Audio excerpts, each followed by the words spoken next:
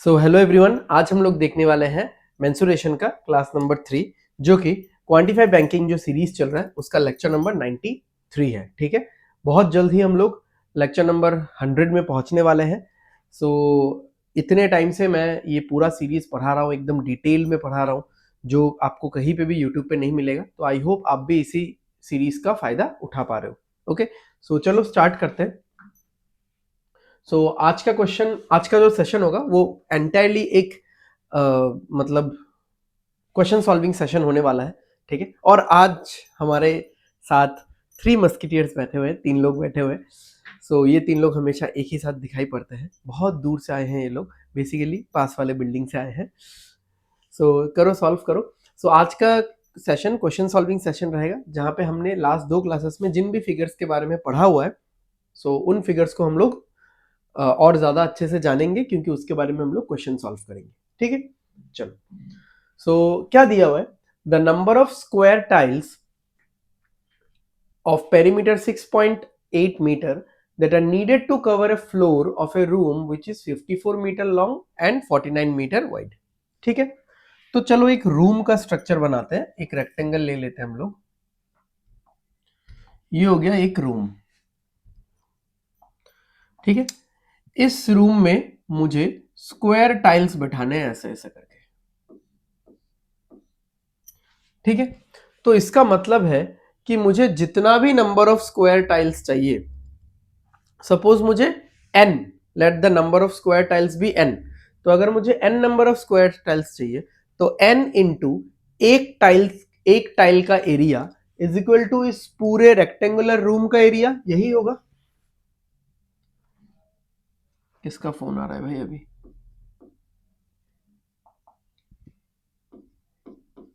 ये 54 है, ये 49 है। ठीक है, रिकॉर्डिंग रुक तो नहीं गया?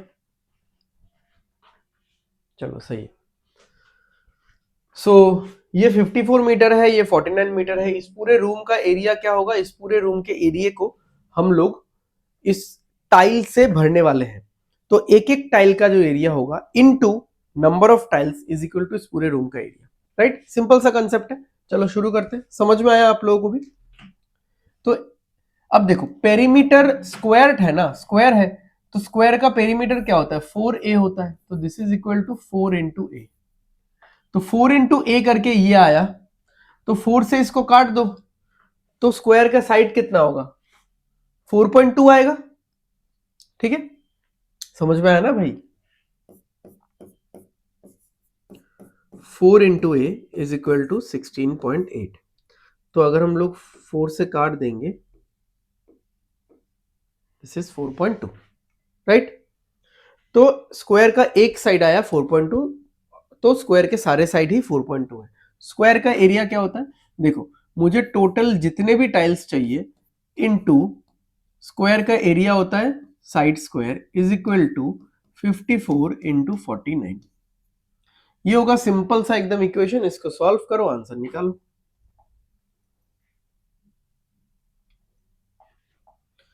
देखो, n इंटू 42/10 कर दो, इसको भी आप 42/10 कर दो, is equal to 54 into 49। Cancel करोगे, देखो 49 क्या होता है? 7 इंटू 7, तो दोनों 7 कट गया। एक 7 से मैंने इस 42 को काटा, 6 हुआ, और एक 7 से मैंने इस 42 को काटा, 6 हुआ।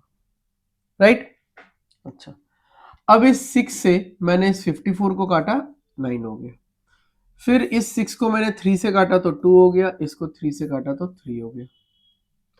इस 2 से इसको थोड़ा सा नीचे कर देता हूं मैं, इस 2 से मैंने इसको काटा तो 5 हो गया। अब क्या बचा हुआ है? देखो, इधर 1 है, इधर भी 1 है। n divided by 5 into 10 50 is equal to, यहां पे बस 3 बचा हुआ है, तो इधर जाएगा तो n का वैल्यू क्या आएगा? 150। यानी मुझे 150 टाइल्स ऐसे चाहिए होंगे, ऐसे 150 टाइल्स चाहिए इस पूरे रूम के एरिया को भरने के लिए। तो आंसर क्या होगा इसका? 150। समझ में आया आप लोगों को? आराम से देख लो। मैं कंसेप्ट, आप लोग देखते रहो और मैं पीछे पीछे आपको कंसेप्ट बताता रहता हूं। हमारे पास बेसिकली क्या था?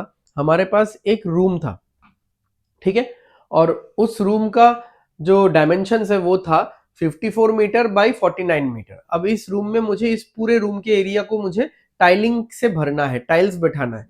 तो एक एक टाइल का साइज कितना है या एरिया कितना है into number of tiles is equal to room का एरिया। तो पेरीमीटर दिया हुआ था, तो स्क्वायर के फॉर्मूले से हमने पेरीमीटर से हमने साइड निकाल लिया 4.2। 4.2 का स्क्वायर होगा एक टाइल का area into N, number of tiles.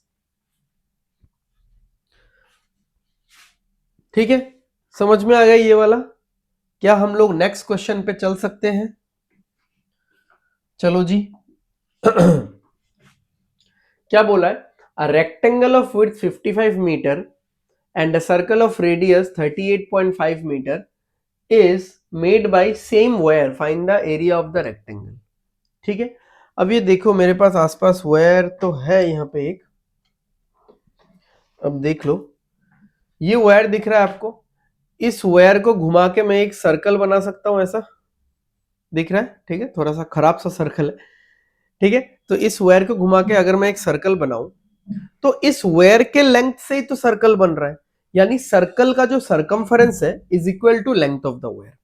और अगर इसको मैं ऐसा करके एक स्क्वायर जैसा बनाने की कोशिश करूं, हो रहा है क्या? स्क्वायर नहीं हो रहा है, मतलब जो भी है थोड़ा फील कर लो भाई। अगर मैं इसको स्क्वायर बनाने की कोशिश करूं तो इस स्क्वायर का जो पेरीमीटर है वो भी इज इक्वल टू वायर का लेंथ है। समझ में आ रहा है? यानी सर्कल भी वायर के लेंथ से बना हुआ है, तो सर्कल का circumference is equal to length of the wire.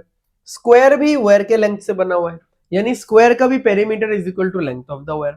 इसका मतलब तो यह है कि perimeter of the rectangle is equal to circumference of the circle. यानी दोनों ही पेरीमीटर है। पेरीमीटर और सरकमफरेंस में क्या फर्क है? बस वर्ड अलग अलग यूज किया गया है। तो रेक्टेंगल का बाउंड्री का जो मेजरमेंट होगा और सर्कल के जो बाउंड्री का मेजरमेंट होगा वो दोनों बराबर होगा। तो रेक्टेंगल का बाउंड्री का मेजरमेंट कितना है भाई? पेरीमीटर कितना है? 2 इंटू विड्थ 55 है ना, बी प्लस एल। और सर्कल का कितना है?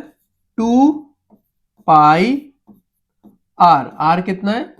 38.5। तो इसको 385/10 ले लेंगे हम लोग, राइट? 2 और 2 हो गया, 7 से कैंसिल करेंगे तो 5 और 5, 5 से कैंसिल करेंगे तो, हाँ 5 से कैंसिल करेंगे तो 2 आएगा, 5 से 11 आएगा, 2 से इसको कैंसिल करेंगे तो 11 आएगा।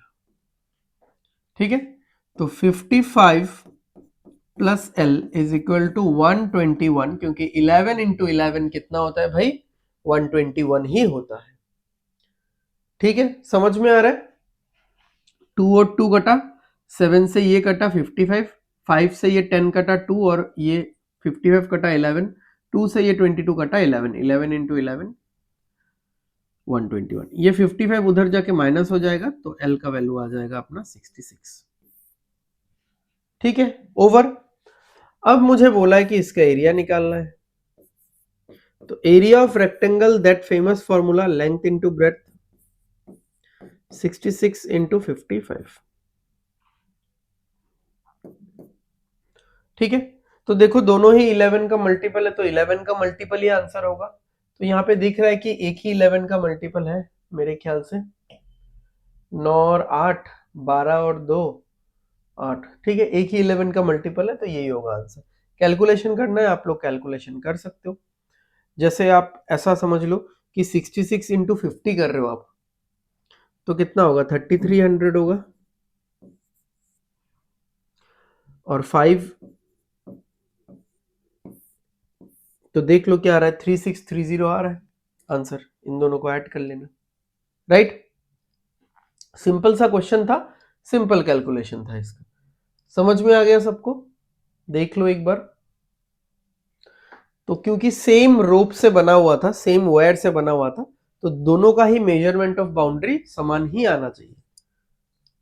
ठीक है, इन दोनों को आप ऐड करोगे तो आपको एरिया मिल जाएगा। ये 330 कैसे आया? 66 इंटू 50 करने पे, आई मीन 3300 कैसे आया इतना? और 66 इंटू 5 करने पे आया 330। चलो नेक्स्ट। अच्छा, अब इस क्वेश्चन को करने से पहले हमको कुछ चीजें जाननी है, कुछ चीजें हमको समझना पड़ेगा। जैसे रेक्टेंगल का एरिया क्या होता है? एरिया क्या होता है? लेंथ इनटू ब्रेड्थ, ठीक है।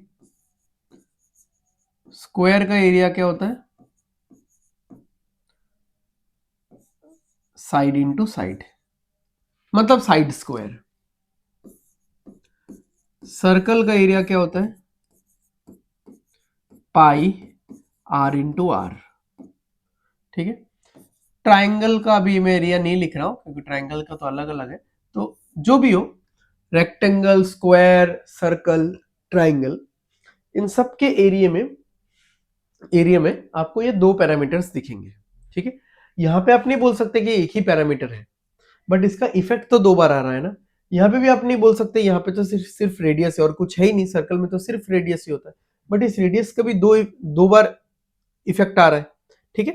तो दो बार कंजिक्यूटिव इफेक्ट आ रहा है एक पर्टिकुलर चीज का, या दो पर्टिकुलर चीज का डिपेंडेंस एक दूसरे के ऊपर आ रहा है।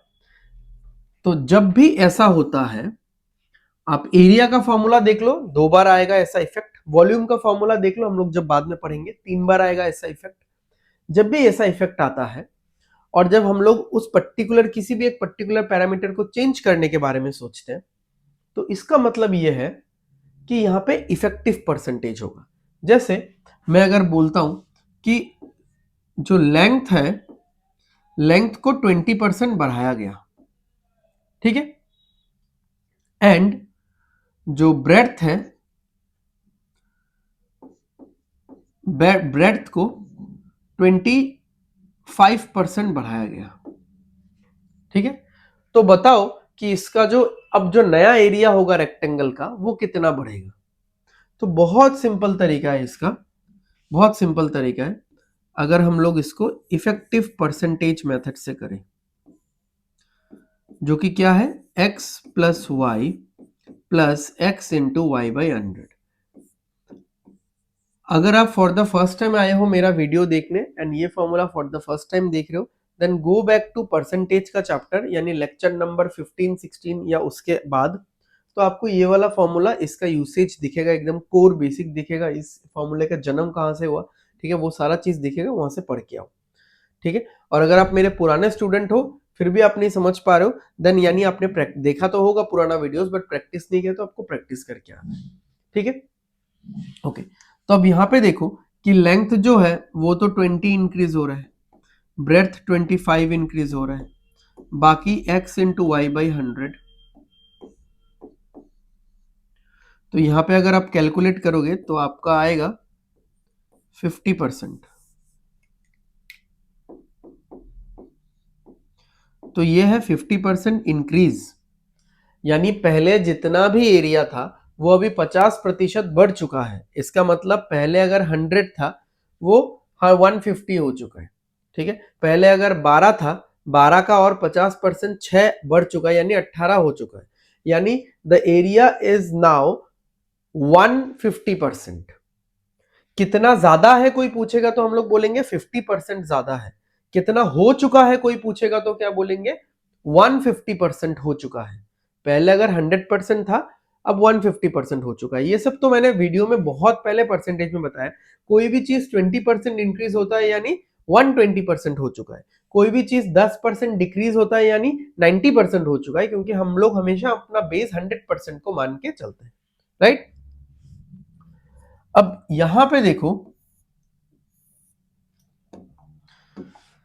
यहां पे देखो ये बोला है कि side of the square and equilateral triangle both are increase by 40%, ठीक है। तो एक स्क्वायर है, एक इक्विलेटरल ट्राइंगल है। स्क्वायर का एरिया है a s q, equilateral triangle का एरिया है ए ई क्यू, ठीक है। ये नॉर्मल एरिया है, ओरिजिनल एरिया है, ठीक है।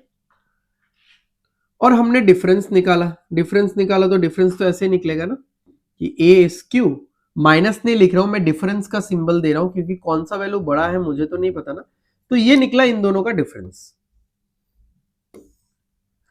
स्क्वायर का एरिया और इक्विलेटरल ट्रायंगल का एरिया का डिफरेंस ये निकला।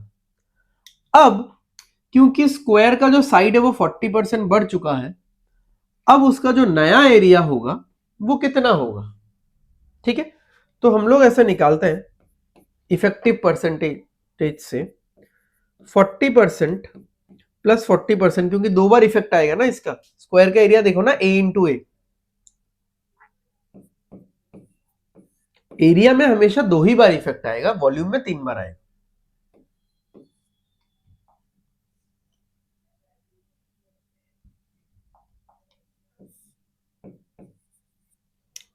ठीक है, तो आपको दिख रहा होगा यहां पे 96 आ रहा है, यानी स्क्वायर का साइड अगर आप 40% इंक्रीज करोगे तो इसका एरिया 96% बढ़ जाएगा, ठीक है। तो इसका जो नया एरिया होगा ए एस क्यू डैश, इसका जो नया एरिया होगा this will be A s Q, या फिर ये लिखो ही मत, ये लिखेंगे ही नहीं हम लोग।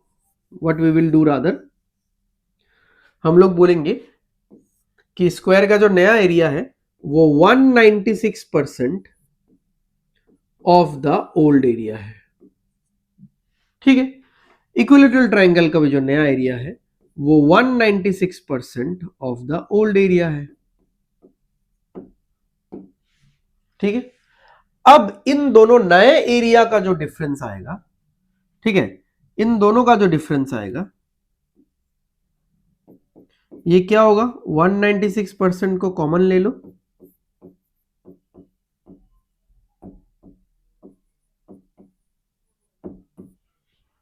ठीक है। अब देखो, अगर इसका एरिया जो भी था, इसका भी एरिया जो भी था, इनका हमने डिफरेंस निकाला। अब इसका एरिया अगर मैंने इंक्रीज कर दिया तो कितना इंक्रीज हुआ, 96% इंक्रीज हुआ। कैसे पता चला, इस इफेक्टिव परसेंटेज के फॉर्मूले से पता चला। तो 90% इंक्रीज हुआ, यानी कितना हो चुका है, 196% हो चुका है। तो स्क्वायर का new area is 196% of its old area, equilateral triangle का भी new area is 196% of its new area. तो इन दोनों का जो डिफरेंस आएगा वो भी तो 196% ऑफ द ओल्ड डिफरेंस होगा। तो यही निकालने हमको बोला था कि then find the new difference between their areas will be what percent of the original difference between their areas। जो नया डिफरेंस है वो पुराने डिफरेंस का कितना परसेंटेज है या कितना गुना है वैसा, तो 196% है। तो यहाँ पे अच्छा नन ऑफ दीज होगा इसका आंसर।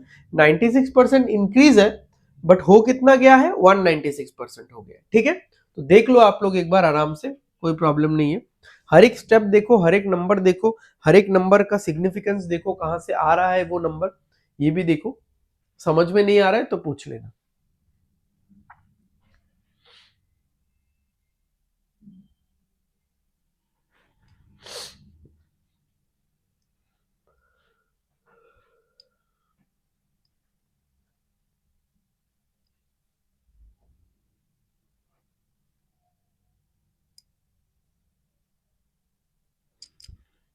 चलो आगे बढ़ते हैं। तो ये चीज आप हर जगह पे यूज कर सकते हो।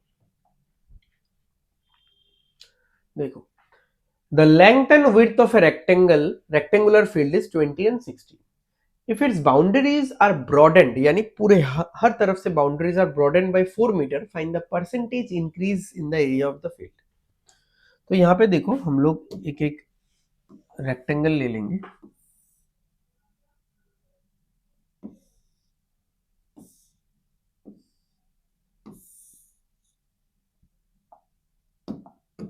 तो ये हो गया हमारा एक रेक्टेंगल, ठीक है। और एक रेक्टेंगल ले लो,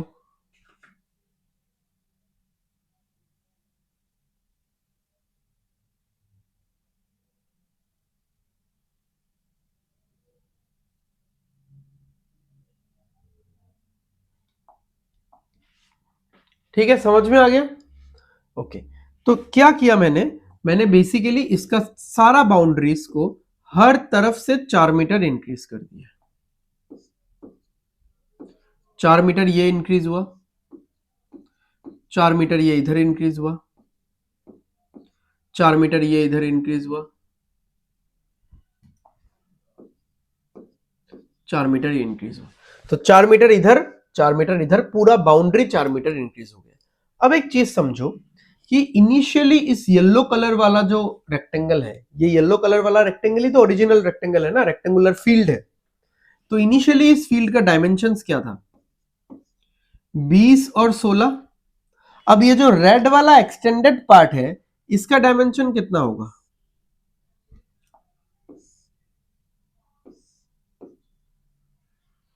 ये तो ऐसे हो गया,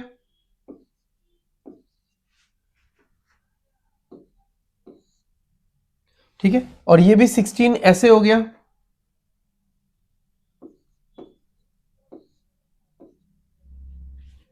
ठीक है, समझ में आ गया? ओके।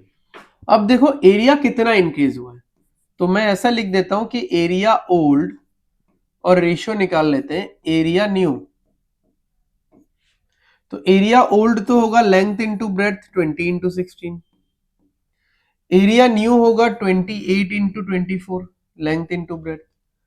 4 से काट दो, 4 से 4 बार, 4 से 7 बार, फिर 4 से काट दो 6 बार, फिर 2 से काट दो 3 बार, 10 बार। इंक्रीज हो रहा है क्या, ये तो क्या हो गया, 4 से 4 और 7, 4 से 6,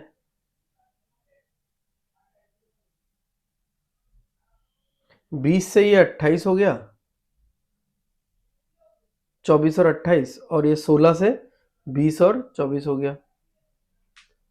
व्हाट इज द अच्छा अच्छा, हाँ हो गया ना, मैं बस ये 3 दिख रहा है मुझे, 10:21। तो देखो 10 पे कितना इंक्रीज है, 11 का इंक्रीज है। तो अगर परसेंटेज इंक्रीज में निकालो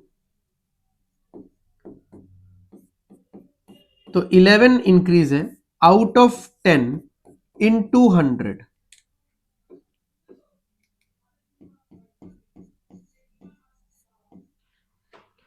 तो 110%। समझ में आ रहा है? मुझे बार बार ये 3 दिखाई दे रहा था, मैं सोच रहा हूं भाई 10 से 3 कैसे हो गया, एरिया तो इंक्रीज हुआ, ये 7 यहाँ पे दिखाई नहीं। तो 10:21 का रेशियो है। पुराना एरिया अगर 10 यूनिट्स का है, नया एरिया 21 यूनिट का है, यानी 11 बढ़ा है आउट ऑफ 10। ठीक है, तो 110% का इंक्रीज है। राइट, आया समझ में? क्लियर है? चलो आगे बढ़ते हैं। The length of a rectangle is 175% of its breadth. ठीक है, if its length is increased by 28.57% and the breadth is decreased by 30%, then find the percentage increase or decrease in the area of the rectangle. तो अब देखो बहुत लोग इसको कैसे करेंगे, मैं बता देता हूं कि कैसे करना है, और वो मैं आधा सॉल्व करूंगा, बाकी आप लोग करो। बट वो चाहिए नहीं, वो भी मैं प्रूफ करूंगा आपके सामने, या बताऊंगा।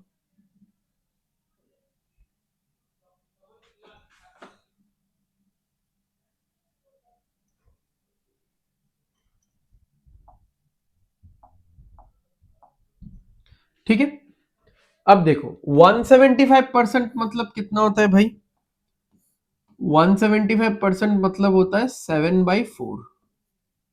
सो क्या लिखा हुआ है, the length of a rectangle is 175% of its breadth, यानी 4 पे 7, यानी ब्रेड्थ अगर इसका 4x है तो लेंथ इसका 7x हो जाएगा।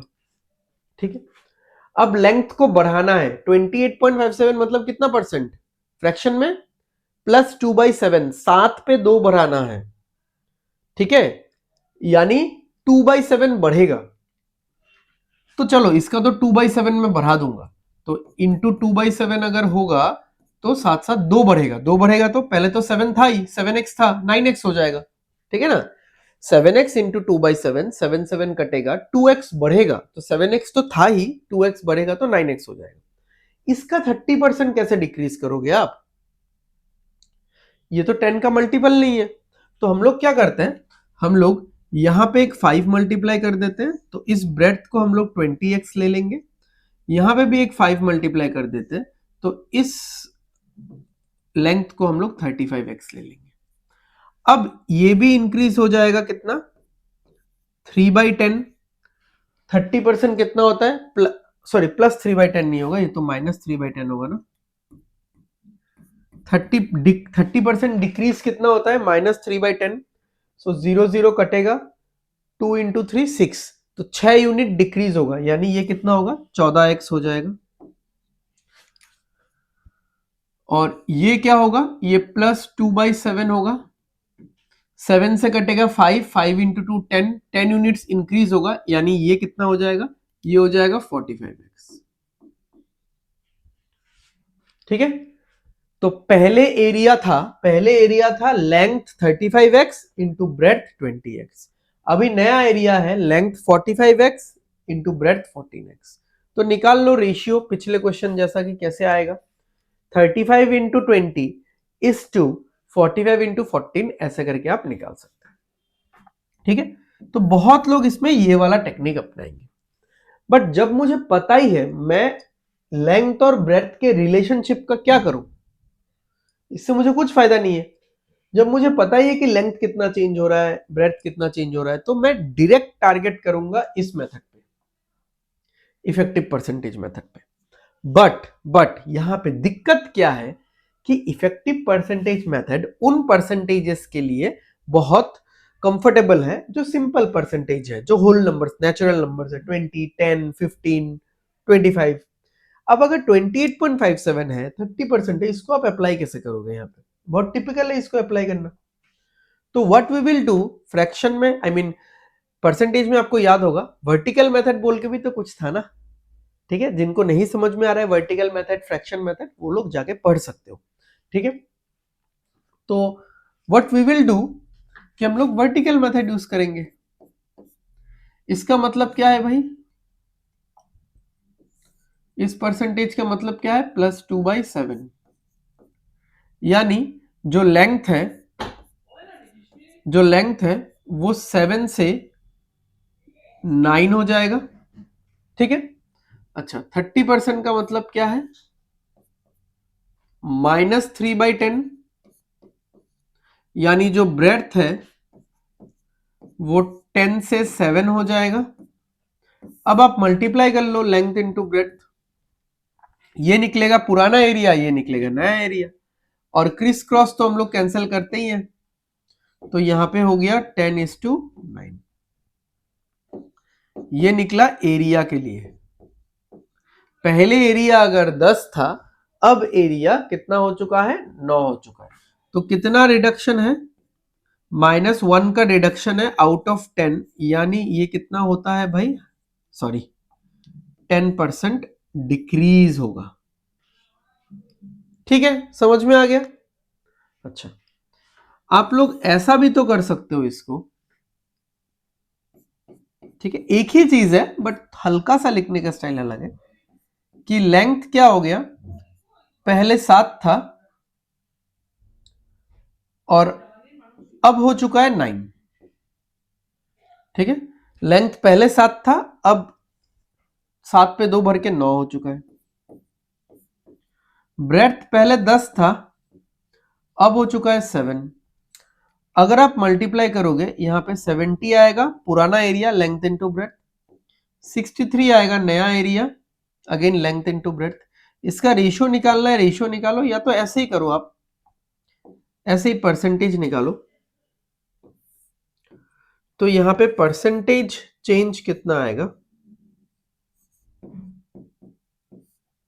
पहले 70 था यूनिट था एरिया, अब 63 यूनिट हो गया है, यानी 7 यूनिट घट चुका है आउट ऑफ 70 इंटू 100। 7 से काटोगे 10 आएगा, 0 0 कैंसिल करोगे, 10% का डिक्रीज आ रहा है,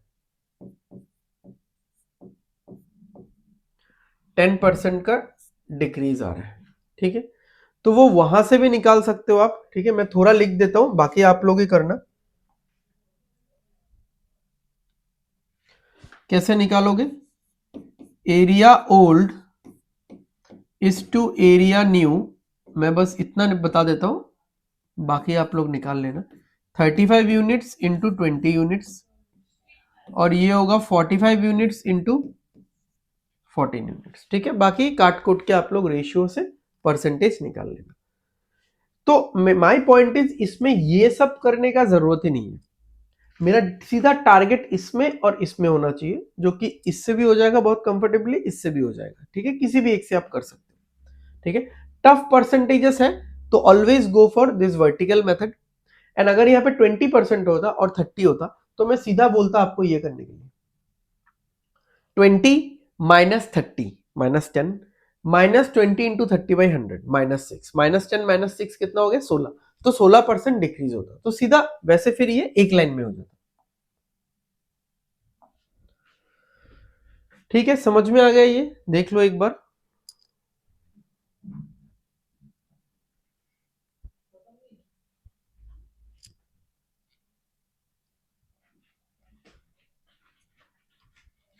ठीक है, क्लियर है, इसका तीनों मेथड समझ में आ गया। Okay, so because of some technical glitch I will stop the recording here. तो उसके बाद जितना भी पार्ट है I will record once again and then मैं फिर एडिटिंग में उसको अटैच कर दूंगा, ठीक है। The area of a circle is 420 centimeter square more than the area of the square. If diameter of the circle is equal to half of the perimeter of the square, then find the circumference of the circle. तो ये direct करेंगे हम लोग, ठीक है। Direct क्या बोला है कि area of circle minus area of square is equal to 420, ठीक है। ऐसा ही बोला है। उसके बाद डायमीटर ऑफ सर्कल, डायमीटर होता है रेडियस का double, diameter of circle is equal to half of perimeter of square. Perimeter of square क्या होता है 4 इंटू साइड, 4 इंटू ए, ठीक है। ऐसा ही होगा 2 इंटू आर, यानी diameter of circle is equal to half of perimeter of square, perimeter यानी 4 इंटू साइड। तो 2 से 4 कटेगा 2 आएगा, 2 से ये 2 कटेगा, खत्म है बात। आर इज इक्वल टू ए, यानी स्क्वायर का रेडियस, सॉरी स्क्वायर का साइड और सर्कल का रेडियस समान है भाई। तो हम लोग जब यहाँ पे लिखेंगे पाई आर स्क्वायर, पाई और इन दोनों को ही कुछ एक मान लो, फिर कुछ एक मान लेते, एक्स मान लेते, ठीक है। R is equal to a, radius of circle is equal to square, I mean side of square, इन दोनों को ओवरऑल हमने एक्स मान लिया।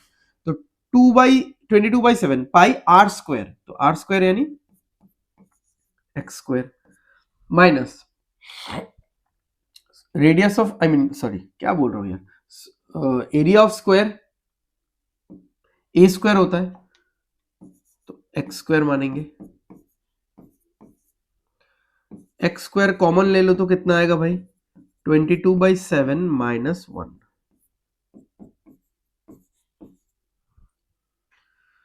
इसको नीचे तो 7 ही आएगा, आता है आप लोगों को ऐसा माइनस करना, नीचे 7 आएगा, 7 इंटू 1 7, 22 माइनस 7 कितना आएगा 15। 15/7 इज इक्वल टू 420। तो अगर 15 से कैंसिल करेंगे 14 28 बनेगा, 7 इधर मल्टीप्लाई हो जाएगा, तो एक्स स्क्वायर का वैल्यू आएगा 196 एंड देन एक्स का वैल्यू आ जाएगा 14, यानी रेडियस 14 है और साइड ऑफ स्क्वायर भी 14 है। अब क्या निकालने दिया हम लोग को, देख लेते हैं एक बार। Circumference of the circle, circumference होता है 2 पाई आर, 2 इंटू 22/7 इंटू 14, ठीक है। एक्स निकल गया ना, एक्स ही तो है आर, एक्स ही तो है ए, ठीक है। 2 आएगा तो 88 आ रहा है, राइट। एकदम सिंपल था ये, मतलब एकदम स्ट्रेट फॉरवर्ड, डायरेक्ट डायरेक्ट दिया ही हुआ था यहाँ पे।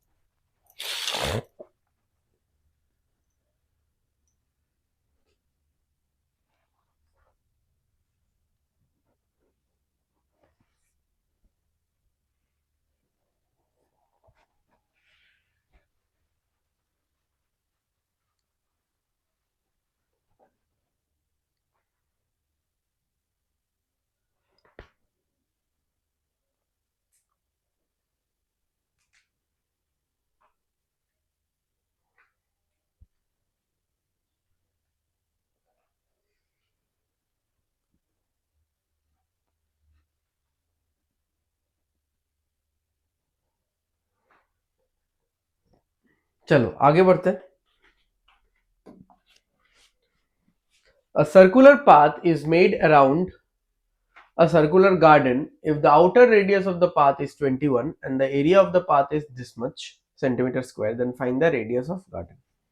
बहुत सिंपल है, पहले मैं आपको विजुअलाइज करवाता हूं ये चीज।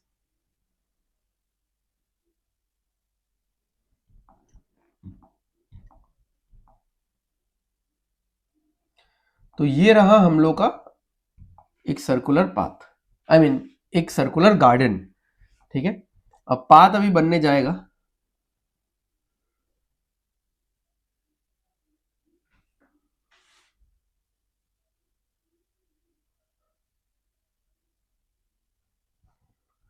ठीक है। ये रहा हम लोग का जो आउटर सर्कल है और ये है हम लोग का सर्कुलर पाथ।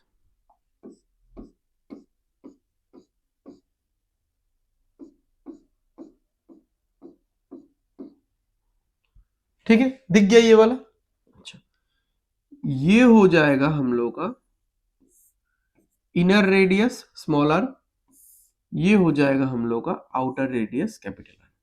तो अगर मुझे एरिया ऑफ द पाथ निकालना है, पूरा इस स्ट्रिप का एरिया निकालना है, so what we are gonna do, बताओ, सोचो।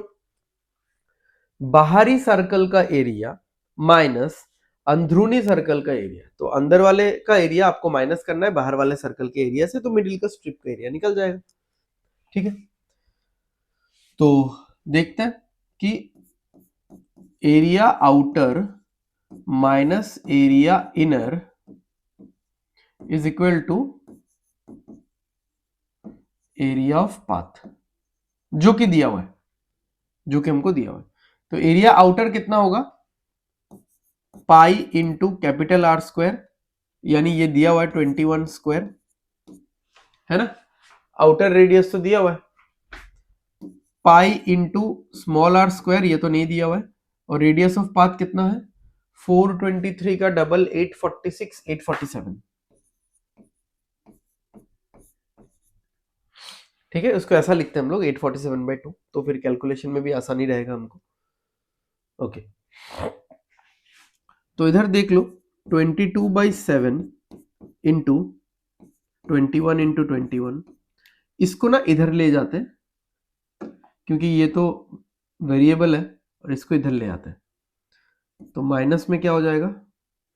अच्छा, एक चीज कर सकते थे हम लोग, अच्छा करेंगे, चलो बाद में।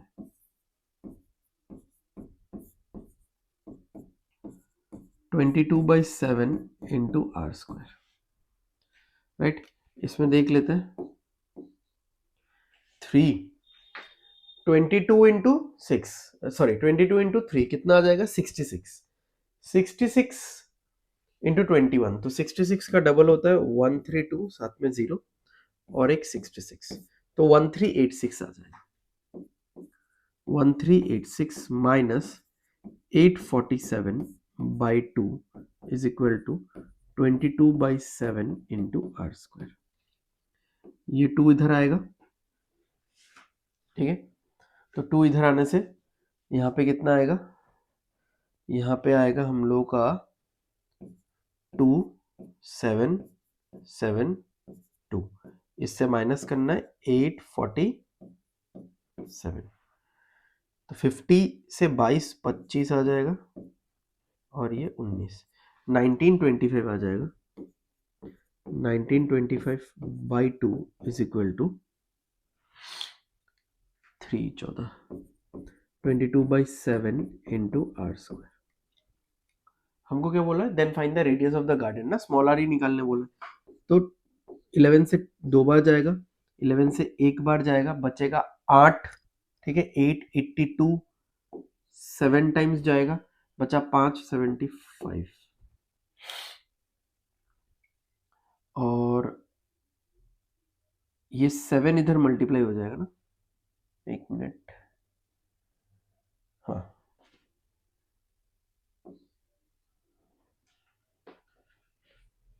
7 इधर अगर मल्टीप्लाई हो गया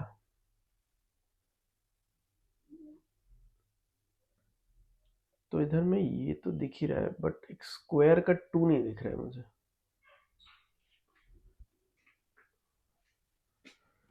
एक्स स्क्वायर तो आ जाएगा, इतना तो समझ में आ रहा है। चलो इसको इधर लिखते हैं। अच्छा ये 2 भी तो बच गया ना, ये 2 इधर नीचे आ जाएगा। ठीक है, हो गया फिर। तो अब देखो 175 इंटू 7, ठीक है, 175 इंटू 7, 175 खुद क्या है, 25 इंटू 7 है, तो इधर 7 का स्क्वायर आ जाएगा। 175 इज 25 इंटू 7, और एक 7 आके मल्टीप्लाई होगा तो 7 का स्क्वायर आ जाएगा, और नीचे 2 मल्टीप्लाई हुआ तो ये 2 का स्क्वायर हो गया। ठीक है, अब अगर हम लोग इसका रूट लेंगे, तो ये आएगा क्या, आएगा आर का वैल्यू क्या आएगा, देखो 25 तो 5 हो जाएगा, 7 स्क्वायर 7 हो गया, 2 स्क्वायर 2 हो गया, तो ये वैल्यू कितना हो गया, 35/2, 35/2 यानी 17.5। तो सिंपल था, कैलकुलेशन हल्का सा इसमें ज्यादा है, ठीक है, बट मैनेजेबल है। ठीक है, मैनेजेबल है।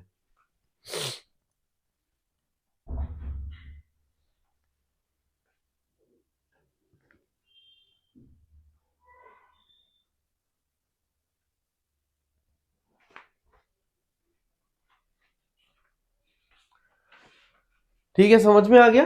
तो area outer minus area inner is equal to area of the path, हमने माइनस वगैरह किया, जो भी अवेलेबल था हमारे पास उससे कैलकुलेशन किया। अब यहाँ पे देख रहे हो हमने किस तरीके से यहाँ पे कैलकुलेट किया है।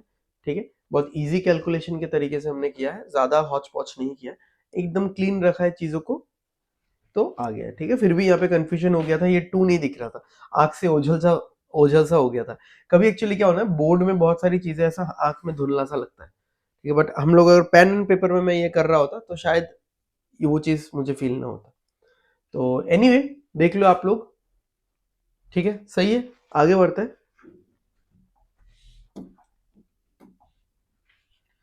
The ratio between the length and width of a rectangular field is 8:5. If the length is increased by 12 meter, then the area will increase by 360. तो ये तो 12 मीटर का जो एरिया है उसमें 5 का हिस्सा भी आएगा 60। ठीक है, तो x तो ये 5 हो जाएगा।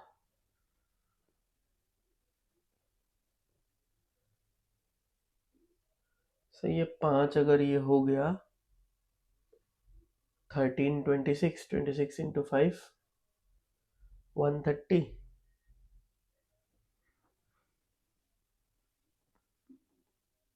और ठीक है, चलो देखते हैं, सिंपल है।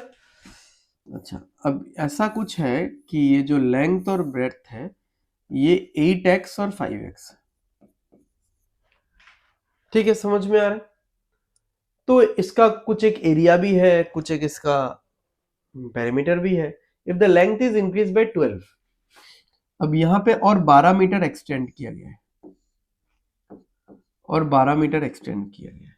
ठीक है, ये तो 5x ही है, तो एरिया कितना इंक्रीज हुआ है, देखो एरिया तो इतना इंक्रीज होगा, जो कि ये लोग बोल रहे हैं, कि 360 मीटर स्क्वायर इंक्रीज हुआ है, यही है ना। तो एक्चुअली ये 360 है कितना, 12 इंटू 5 यानी 60x, है कि नहीं। अगर ये 8x और 5x का एक रेक्टेंगल है और लेंथ अगर 12 मीटर इंक्रीज हुआ है तो ये एरिया बढ़ेगा। ये एरिया क्या है, 12 इंटू 5 है, तो x का वैल्यू देख लो आप लोग कितना आ रहा है, 6 आ रहा है। तो x का वैल्यू 6 आ रहा है, और हमको क्या बोला है निकालने, भाई हमको बोला है find the perimeter of the new rectangle. तो पहले तो मैं नया रेक्टेंगल भाई बना देता हूं।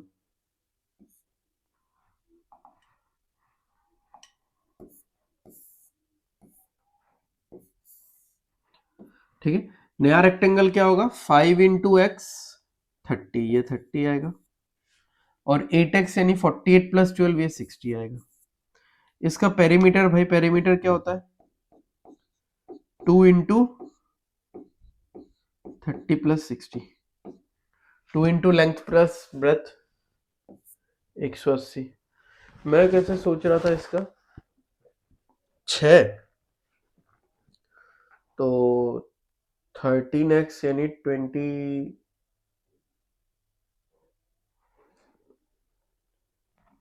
और 48 78 का डबल 154। वैसे क्यों नहीं आ रहा था ये? ऐड करेंगे तो 13x आएगा, डबल करेंगे तो 26x आएगा। x का वैल्यू, अच्छा मैंने 5 से मल्टीप्लाई कर दिया। ठीक है, चलो सही है, समझ में आ गया। ये एक्स्ट्रा पार्ट था, वो एरिया था, और यहाँ पे हमने ये वाला नया वाला निकाल लिया। करेक्ट। चलो नेक्स्ट क्वेश्चन पे चलते हैं। A rectangular lawn of dimensions 30 meter and 25 meter and two straight path of width 5 meter and 4 meter are made which intersect in the middle of the lawn at right angle. What can be the maximum area of the lawn? अब ये सोचो, देखो अगर हमको ऐसा बोला है कि what can be the maximum area of the lawn, इसका मतलब आप ये समझ के रखो, ठीक है, इसका मतलब आप ये समझ के रखो कि यहाँ पे मिनिमम एरिया भी कुछ ना कुछ होगा।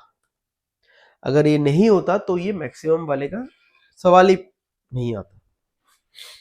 ठीक है, तो यहाँ पे हो क्या रहा है मैं आपको बताता हूं।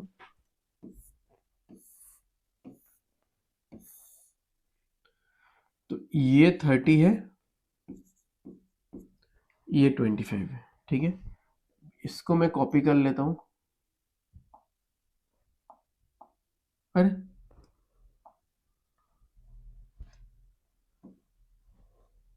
भाई, हाँ अब हो गया कॉपी।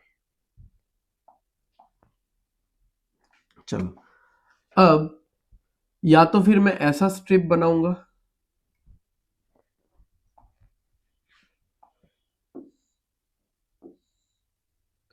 ये होगा 4 मीटर वाला, ठीक है, या फिर मैं ऐसा स्ट्रिप बनाऊंगा, ये होगा 5 मीटर वाला। ठीक है, करेक्ट है, बोला है ना दोनों स्ट्रिप मिडिल से होके गुजरते हैं और मिडिल में आके इंटरसेक्ट करते हैं। ऐसा भी हो सकता है, अरे यार येलो क्यों लिखते, ये वाला स्ट्रिप 5 वाला मैं बनाऊं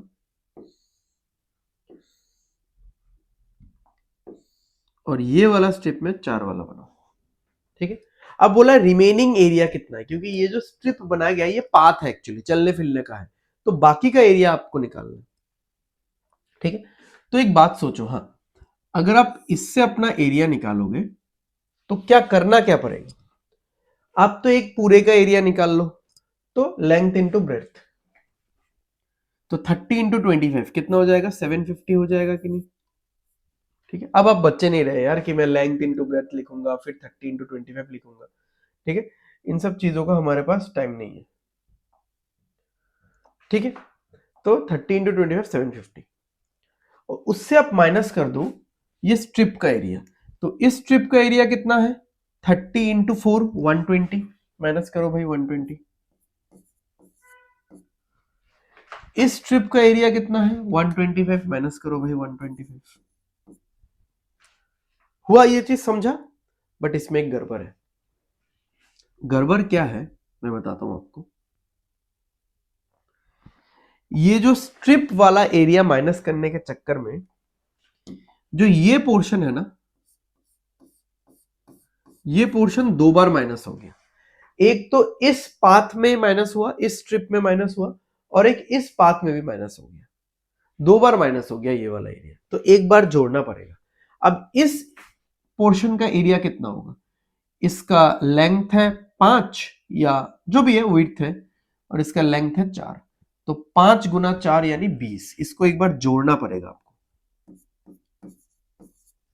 ठीक है, और इसका एरिया देख लो, अगेन 750 होगा, माइनस ये कितना होगा 150, माइनस ये कितना होगा 100, और प्लस में ये 20 तो करना ही पड़ेगा, ये वाला ये तो 20 ही होगा, हर जगह में 20 ही होगा ये, क्योंकि 5 इंटू 4 ये 20 ही होगा।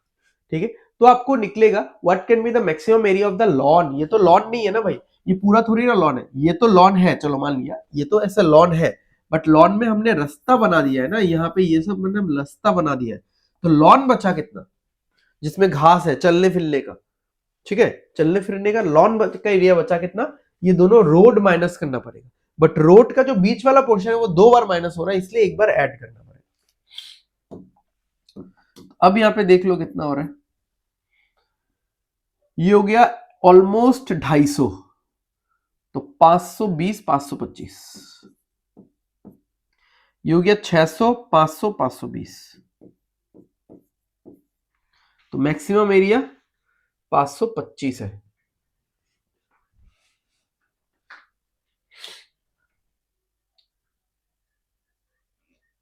और नन ऑफ दिस है ना, 505 तो यहां तक आ रहा था, 505, ठीक है, यहां तक 505 आ रहा था।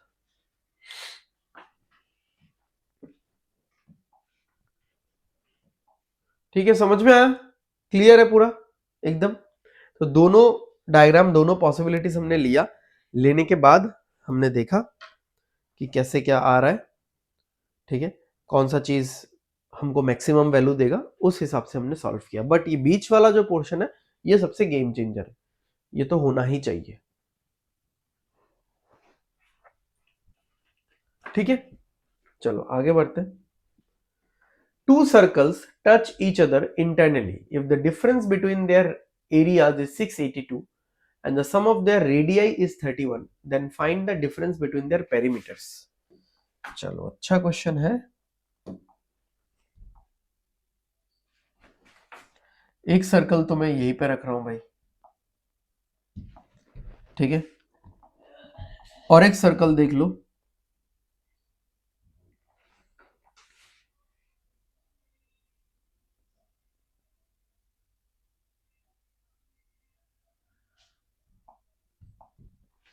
ठीक है। अब बड़े सर्कल का एरिया कहीं पे यहां पे होगा, ठीक है, इसको आप ऐसा मान लो R, छोटे सर्कल का एरिया यहां पे होगा, स्मॉल r मान लो, ठीक है, कोई प्रॉब्लम नहीं है। तो क्या बोला है, डिफरेंस बिटवीन देयर एरिया, तो क्या होगा, pi capital R square minus pi small r square is equal to 682। तो क्या होगा, पाई कॉमन ले लेंगे, 22/7 into capital R square minus small r square is equal to 682, ऐसा ही कुछ होगा, ऐसा लिख सकते हैं हम लोग, डिफरेंस बिटवीन एरिया बोला है, so this will be something like this. अब आप कैंसिल कर दो 11 से, इसको भी कैंसिल करो, ठीक है, 2 से कैंसिल करो, ये 31 आ जाएगा, चलो मैच कर रहा है क्योंकि 31 वहां पे भी 31 कटेगा, 7 इधर जाएगा, तो capital R square minus small r square is equal to 31 into 7। अब क्या बोला है, सम ऑफ देयर रेडियाई, यानी दोनों जो रेडियस है इनका सम है 31, इसको कैसे हम लोग इनकॉर्पोरेट करेंगे यहाँ पे, बताओ बताओ बताओ भाई, कुछ फॉर्मूला दिख रहा है अलजेब्रा का, a square minus b square is equal to a plus b into a minus b, इतना भी नहीं आता तुम लोगों को, a plus b into a minus b, ठीक है। अब ये जो सम ऑफ द रेडियस है इसका वैल्यू कितना है, इसका वैल्यू ही 31 है, तो 31 से 31 कट जाएगा, ठीक है, तो दोनों का डिफरेंस कितना आ गया, 7। अब ये डिफरेंस ही हमारे काम का है,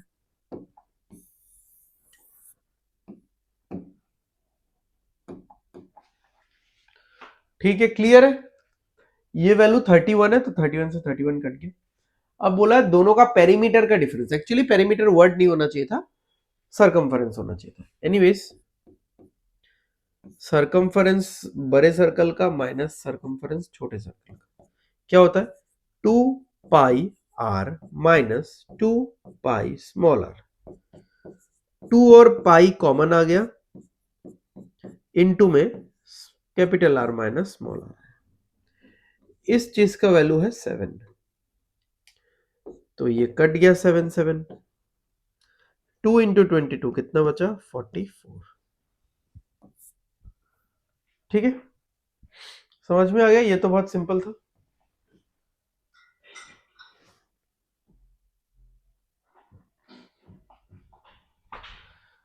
सरकमफरेंस का डिफरेंस निकालने बोला था, यानी पेरीमीटर का डिफरेंस। तो बड़े सर्कल का सरकमफरेंस माइनस छोटे सर्कल का सरकमफरेंस, 2 पाई कॉमन आ गया, capital are minus small r पहले से 7 था ही, तो हमको मिल गया वैल्यू 44। ठीक है, क्लियर है?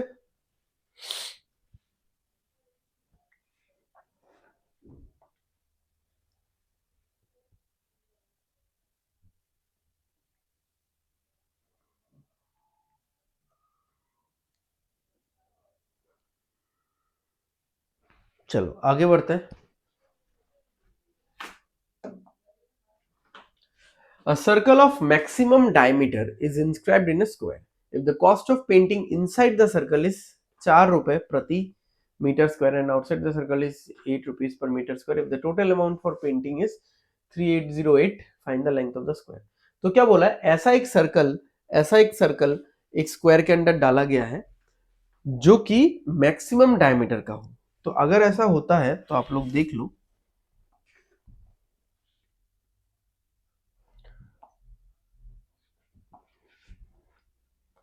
तो अगर मैं ऐसा एक सर्कल डालता हूं, इसके अंदर ऐसा करके डालता हूं कि इसका डायमीटर मैक्सिमम होना चाहिए।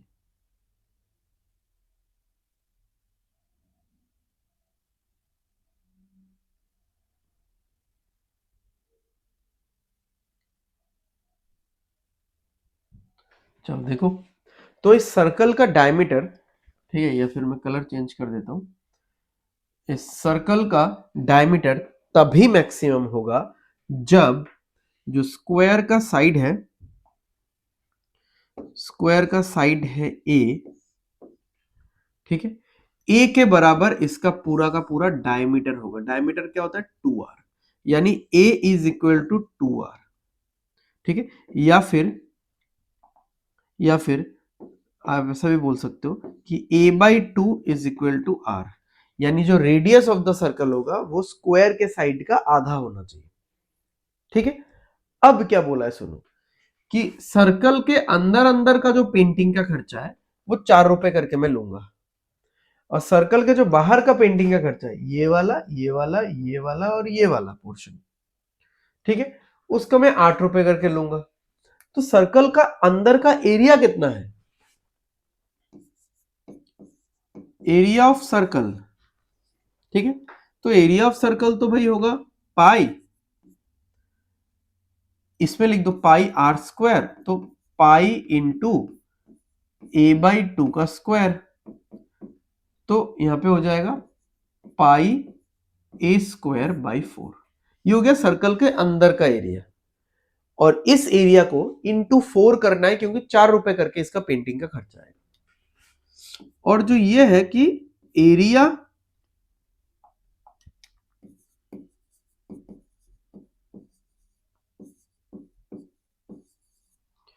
जो एरिया आएगा आउटसाइड ऑफ सर्कल, वो कैसे आएगा?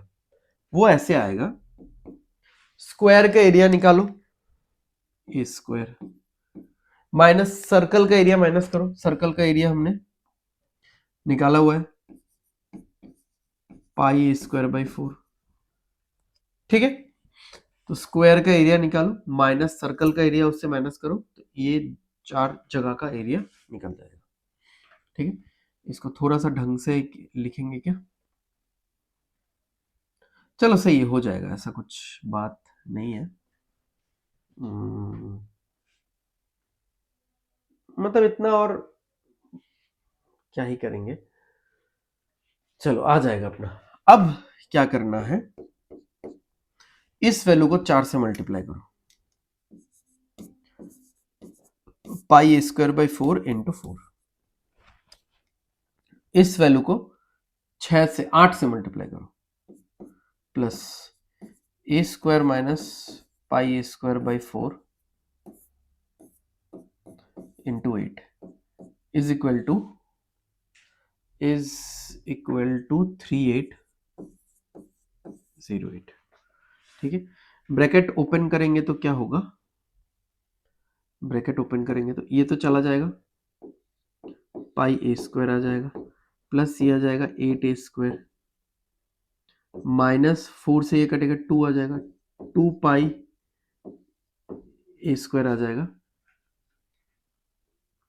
Is equal to 3808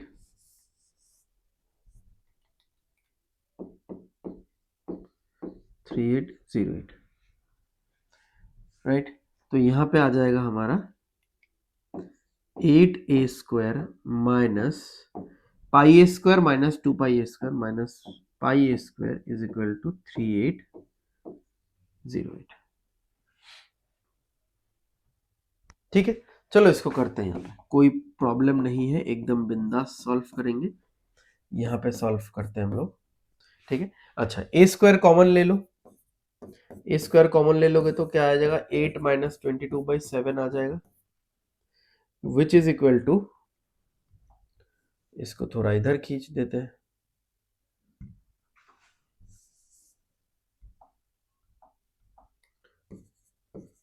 3808। ओके, कोई नहीं, ठीक है। तो कितना आएगा, ए स्क्वायर इंटू 56 माइनस 22 34/7, मुझे तो 17 का मल्टीपल दिख रहा है भाई। 17 2 टाइम्स 34 बचा 4 40, 17 2 टाइम्स 6, ठीक है।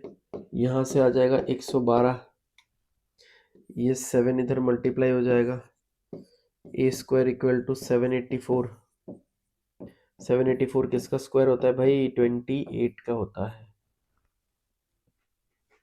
तो ए का वैल्यू आ गया 28, ये निकालना था, find the length of the square, तो लेंथ ऑफ द स्क्वायर आ गया 28। ठीक है, कैलकुलेशन थोड़ा ज्यादा था, ठीक है, बट कोई बात नहीं, मैनेजेबल है। ठीक है, इट इज मैनेजेबल, कोई प्रॉब्लम नहीं है। तो क्या बोला था, सबसे बड़ा सर्कल, सबसे बड़ा सर्कल जो कि मुझे स्क्वायर के अंदर डालना है, तो हमने डाला। डालने के बाद ये हमने पहले से ही लिख के रख दिया था, ये तो सिंपल था। Area inside the circle, area outside the circle लिखा। लिखने के बाद इन दोनों का एरिया का पेंटिंग रेट अलग अलग था, तो हमने पेंटिंग रेट से इसको मल्टीप्लाई किया। इसका पेंटिंग रेट 4 रुपए, इसका 8 रुपए करके जो भी था, एक्सप्रेशन को ओपन अप किया एंड फाइनली ये वाला सिंप्लीफाइड फॉर्म आया। उसको फिर आगे हमने वैल्यूज को बिठा के देखा, तो हमारा ए का वैल्यू 28 आ चुका है, बहुत ही आराम से, राइट। चलो आगे बढ़ते हैं, ट्रेपेजियम। चलो भाई, बहुत सही।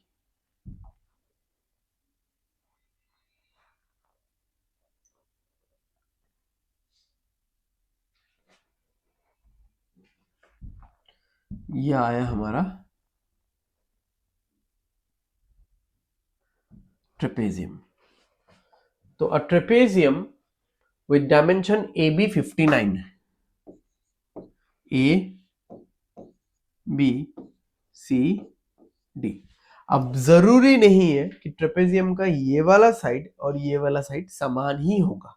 यहाँ पे समान देख रहे हैं, क्योंकि मुझे वो अलग वाला ट्रेपेजियम का फिगर नहीं मिला, बट आप असमान मान के चलो कि असमान है, अनइक्वल है, इक्वल निकला तो सही है।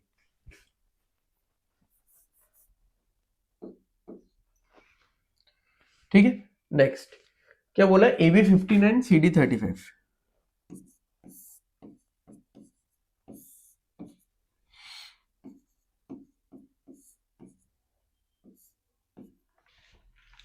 Okay, AB parallel to CD, AB parallel to CD, and the height DE is 5 centimeter. ये 90 डिग्री है, ये 5। तो आपको ये राइट एंगल ट्राइंगल तो दिख ही रहा होगा, ठीक है।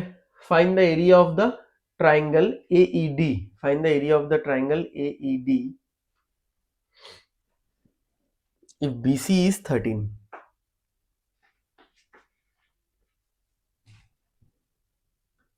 सोचो कैसे होगा, बहुत सिंपल है, सोचो सोचो जल्दी भाई, जल्दी।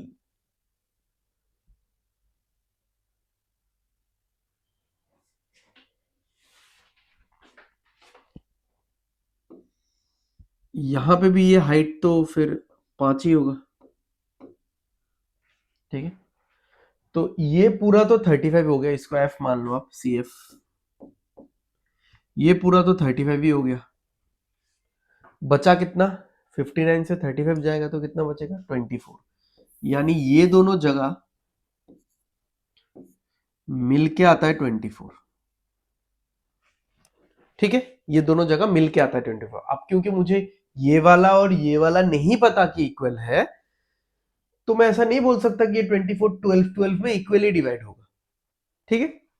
अच्छा, ऑल्दो हमको ये गिवन है कि ये 13 है।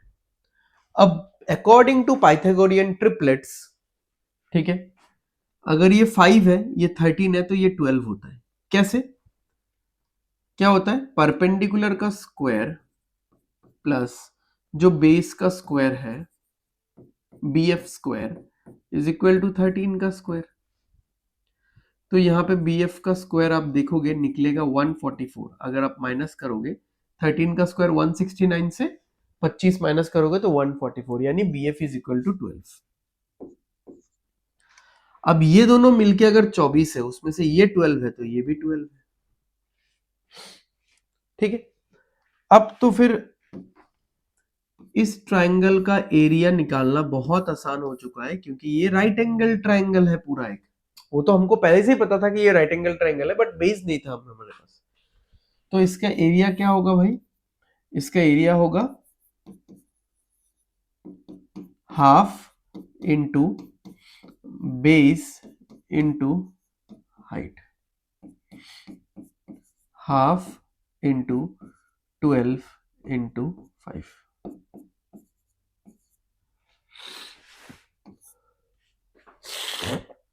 समझ में आ रहा है? देखो, what I am trying to say कि एग्जैक्ट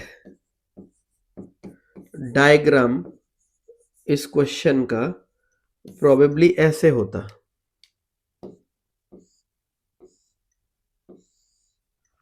ऐसे होता, ठीक है।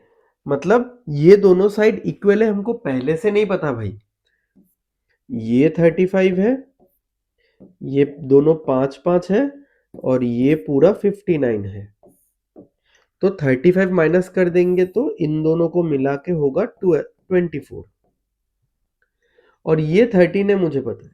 तो 5 12 और 13 तो पाइथागोरियन ट्रिपलेट है, तो ये 12 हो जाता है। जैसे ये 12 होता है, ये भी 12 हो जाता है। फिर हम लोग हाफ बेस इंटू हाइट निकाल के इसका एरिया 60 निकाल लेते, आई मीन 30 निकाल लेते, ठीक है। बट हाँ, पहले से मैं नहीं मान सकता कि दोनों इक्वल है। एडी और बीसी पहले से इक्वल है, ये मानना गलत है, ठीक है। तो ऐसा डायग्राम अगर बनाते तो सही बैठता, मतलब, ठीक है। ऑल्दो एनीवेज यहाँ पे इक्वल ही निकला, और हमारे पास डायग्राम भी अनफॉर्चुनेटली इक्वल वाला ही अवेलेबल था। यहाँ पे जो डायग्राम मिल पाता है, ठीक है, ये इक्वल वाला ही होता है ट्रेपेजियम का। चलो, समझ में आ गया। सिंपल सा ट्रेपेजियम का ये क्वेश्चन था। यहाँ पे मेरे ख्याल से कॉमा होना चाहिए था, कॉमा हो गया छोटा वाला।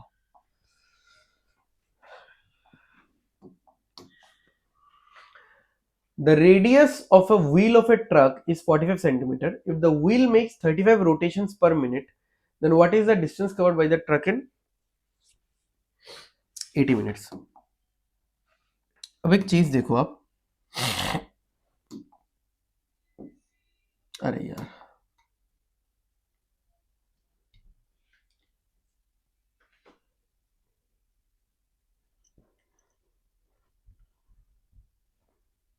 कि ये जो व्हील होता है ना, ये व्हील घूमता है, ठीक है। ये व्हील घूमता है, और घूमने के साथ साथ अपना, अरे,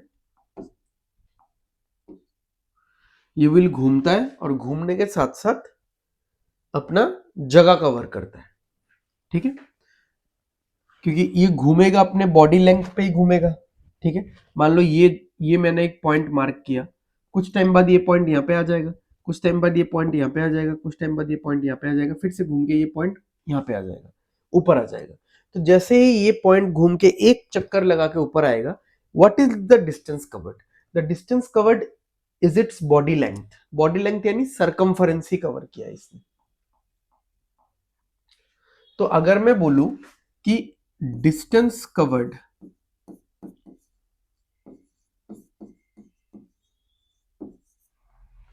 ठीक है, इन वन रोटेशन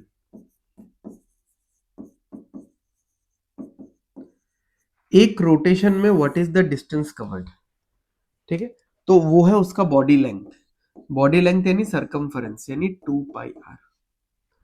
तो एक रोटेशन में अगर वो 2πr का डिस्टेंस ट्रेवल करता है तो उसने कितना रोटेशन लिया, तो उसने 35 रोटेशन लिया, ठीक है, बट वो तो उसने 1 मिनट में लिया है, तो 80 मिनट में कितना लिया, 35 गुना 80। तो ओवरऑल डिस्टेंस कवर्ड जो होगा, देखो एक रोटेशन पे डिस्टेंस कवर्ड इज 2πr, ये एक रोटेशन का है। अगर 10 रोटेशन है तो इंटू 10, 50 रोटेशन है इंटू 50, 1000 रोटेशन है तो into 1000। What is the number of rotations, देखो 1 मिनट में 35 रोटेशंस, राइट, तो 80 मिनट में कितना रोटेशन होगा, 35 इंटू 80, ये हो गया नंबर ऑफ रोटेशंस, ये हो गया एक रोटेशन का डिस्टेंस, तो ये हो गया total distance which will be in centimetre. But हम लोग इसको डिवाइड करेंगे, पहले 100 से डिवाइड करेंगे सो दैट ये मीटर में कन्वर्ट हो जाए, फिर उसको और 1000 से डिवाइड करेंगे सो दैट ये किलोमीटर में कन्वर्ट हो जाए, क्योंकि ऑप्शन में सारा किलोमीटर दिया हुआ है। अब कैंसिल करते हैं धीरे धीरे, 20 से 4 बार, 20 से 5 बार, 5 से 7 बार, 7 और 7 कैंसिल, ठीक है, 5 से 9 बार और यहां पे 200, ठीक है, 2 से कैंसिल करते हैं, पूरा कैंसिल नहीं करेंगे, 2 से 2, 2 से 100, इस 100 को भी रहने दो, कैंसिल मत करो। अब देखो क्या होता है, हाँ अब मजा देखो, मजा, ये 2 इंटू 22 कितना होगा, 44, इंटू 9 इंटू 2 कितना होता है, 18 डिवाइडेड बाई 100। बट सिंपल है, 18 इंटू 4 72, ये वाला ही होगा, 18 4 जा 72 बचा 7, 18 4 जा 72 और 7 79, 792, और दो घर पहले, दो डिजिट्स पहले डेसिमल लगेगा, 7.92 किलोमीटर। ठीक है, समझ में आ गया।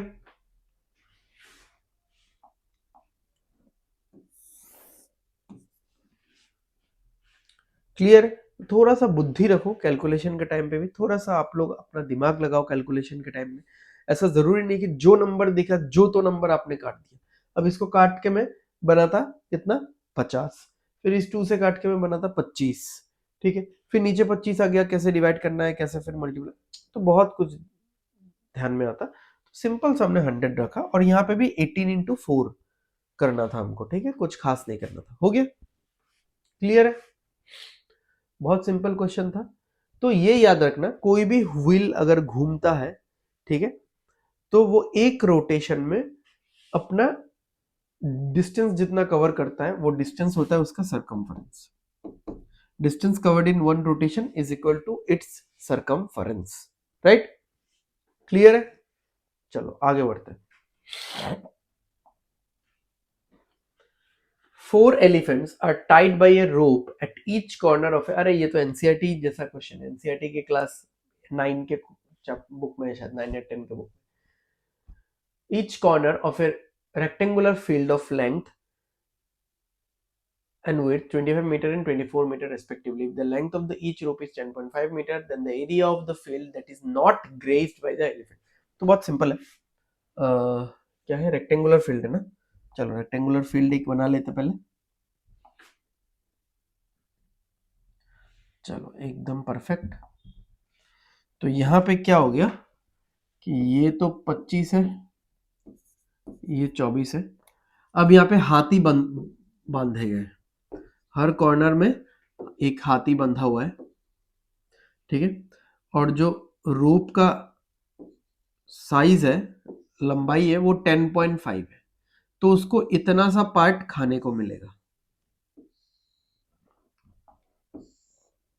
ठीक है, इतना सा पार्ट हाथी को खाने को मिलता है जो भी है, और जो बच जाता है अनग्रेज्ड नॉट ग्रेज्ड वो ये पोर्शन है। हाथी के लिए बच जाता है ये शेडेड पोर्शन, ठीक है, आई मीन हाथी के लिए नहीं बच जाता, आई मीन हाथी को खाने को नहीं मिलता है। तो ये कैसे निकलेगा, बहुत सिंपल है, area of rectangle minus area grazed, ठीक है। तो अगर आप बहुत ध्यान से देखोगे, ये जो पार्ट है ना, ये एक सर्कल के क्वाड्रेंट है, सर्कल का एक चौथाई है, ठीक है। ये भी जो है ये सर्कल का एक चौथाई है, ये पार्ट देखो सर्कल का एक चौथाई है। तो ऐसा ये चार पार्ट मिलके, ठीक है, ये चार पार्ट मिलके एक पूरा सर्कल क्रिएट हो रहा है। क्योंकि सर्कल कैसे होता है आप देख लो, सर्कल देखने में कैसा लगता है ना,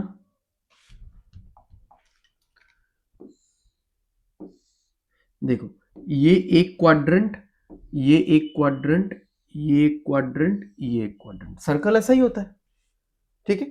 तो ये चारों कॉर्नर वाला जो ग्रेजिंग वाला जो एरिया है वो मिलके एक सर्कल है, ठीक है। तो बेसिकली ये होगा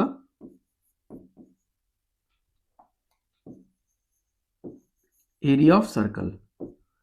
तो एरिया ऑफ सर्कल तो रेडियस कितना होगा भाई, रेडियस तो ये रस्सी का लेंथ है, क्योंकि सेंटर से लेकर के सरकमफरेंस तक कोई भी डिस्टेंस को हम लोग रेडियस बोलते हैं, ठीक है। तो बस हो गया, निकाल लो ये एरिया ऑफ रेक्टेंगल कितना होगा 25 into 24 minus area of circle क्या होगा पाई आर स्क्वायर, पाई आर कितना है, रोप का लेंथ 105, ठीक है, 105 इंटू 105 और ये डिवाइडेड बाय 10 आएगा।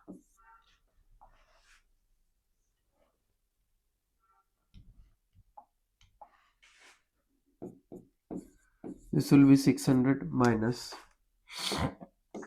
ये तो हो जाएगा 15, ठीक है। ये 15 टाइम्स जाएगा, 5 से जाएगा 3 बार, 5 से जाएगा 2 बार, फिर 5 से जाएगा 21 बार, 5 से जाएगा 2 बार, 2 से जाएगा ये 11 बार।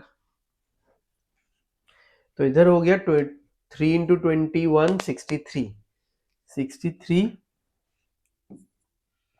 63 इंटू 11 693 डिवाइडेड बाय 2,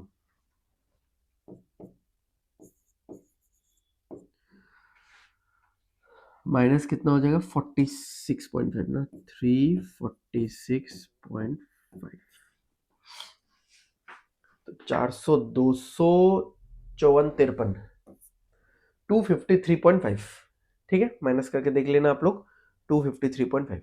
तो अगर चार हाथी को इस रेक्टेंगुलर फील्ड के चारों कॉर्नर्स में बांधा गया और एक रोप का लेंथ फिक्स रखा गया चारों के लिए 10.5 मीटर का, तो चारों को जो चढ़ने का, ठीक है, चढ़ने का जो ग्रेज करने का जो जगह मिलेगा, ठीक है, तो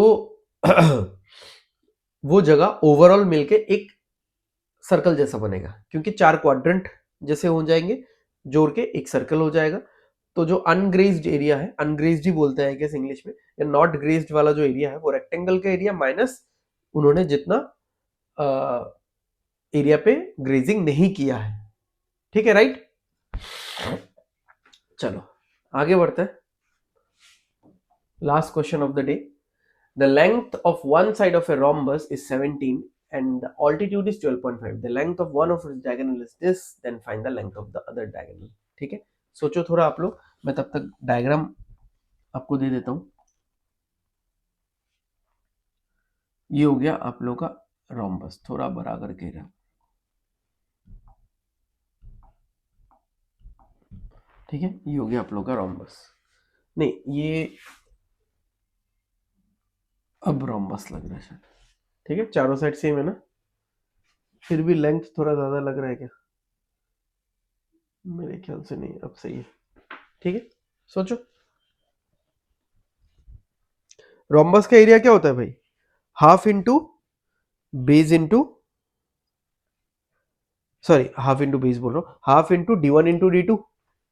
ठीक है, half into d1 into d2 यही होता है रोम्बस का एरिया।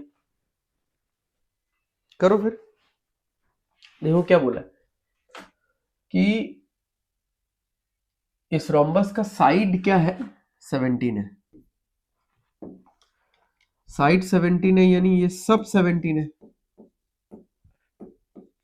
सब 17 है ना भाई? अच्छा, एंड इट्स ऑल्टीट्यूड, तो इसका जो ऑल्टीट्यूड है ये है 12.5। 12.5 है ना? हाँ। अरे यार अजीब है ये कलर क्यों, मैं तो लिख के ही छोड़ूंगा भाई। ओके चलो, ये 17 17 17 है, इसका एक ऑल्टीट्यूड क्या है? 12.5 है। अच्छा, क्या आपको ये थोड़ा फील हो रहा है कि रोम्बस तो एक पैरेललोग्राम भी है ना? क्योंकि पैरेललोग्राम का प्रॉपर्टी क्या है कि ऑपोजिट साइड्स इक्वल है। तो क्या यहाँ पे ऑपोजिट साइड्स इक्वल नहीं दिख रहे?